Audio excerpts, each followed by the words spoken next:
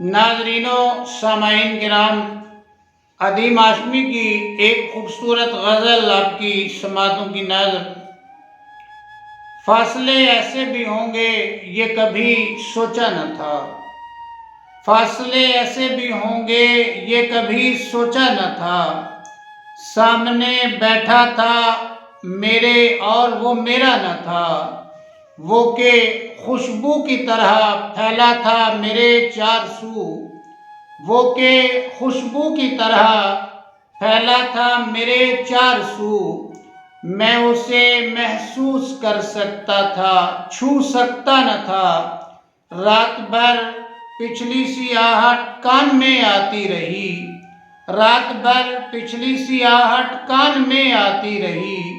झांक कर देखा गली में कोई भी आया न था, आज उसने दर्द भी अपने अलहदा कर लिए, आज उसने दर्द भी अपने अलहदा कर लिए।